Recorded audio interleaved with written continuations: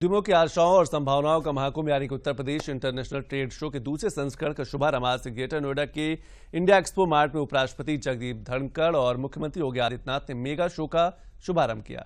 Trade show 25 सितंबर से 29 सितंबर तक greater Noida के इंडिया एक्सपो मार्ट में आयोजित किया जाएगा। ट्रेड शो से प्रदेश के उद्यमों को नई ग्लोबल पहचान मिलेगी। इस अवसर पर उपराष्ट्रपति ने कहा कि मैं आश्चर्यचकित हूं कि मुख्यमंत्री अपनी सरकार पर 24 घंटे नजर रखते हैं। उन्होंने कहा कि योगी मल्टीप्लायर, योगी इफेक्ट और योगी इम्पैक्ट के कारण प्रदेश में बड़ा बदलाव दिखा है। 6 new expressways are being added. It takes time, planning, execution, funds. This is happening. All this has yogi multiplier, yogi effect, yogi impact.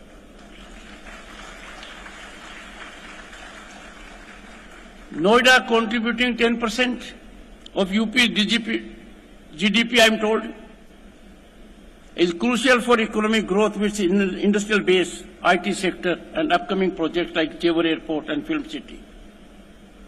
But this city has emerged as one of the leading habitations at a global level. The kind of talent that is there in Noida, I know for sure. I come from legal profession. It's becoming a favorite destination. Uttar Pradesh, no longer a sleeping giant, no longer a state with a promise. It's a state in action.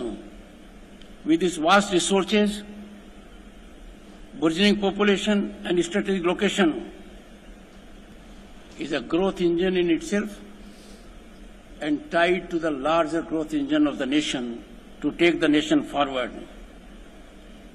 I am particularly impressed by the inclusive growth in the country under Prime Minister Modi's vision.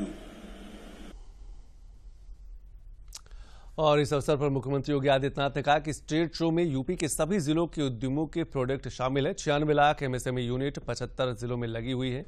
देश के अंदर सबसे अधिक GI tag वाला प्रदेश उत्तर प्रदेश है। ये trade show UP के business को प्रमोट करने के लिए लगाया गया है, जिसमें 10,000 करोड़ रुपए के व्यापार होने की संभावना है।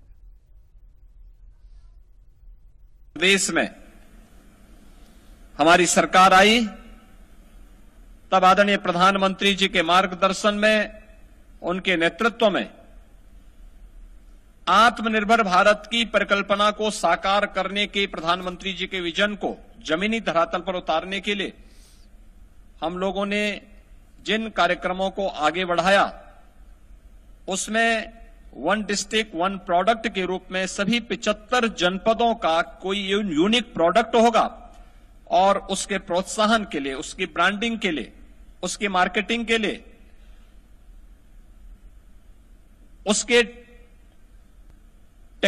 टेक्नोलॉजी से जोड़ने के लिए, उसकी डिजाइनिंग के लिए, उसकी पैकेजिंग के लिए हम लोगों ने जिस अभियान को आगे बढ़ाया, वही आज देश के अंदर ओडीओपी के रूप में, वन डिस्ट्रिक्ट वन प्रोडक्ट के रूप में देश के अंदर, दुनिया के अंदर जाना जा रहा है।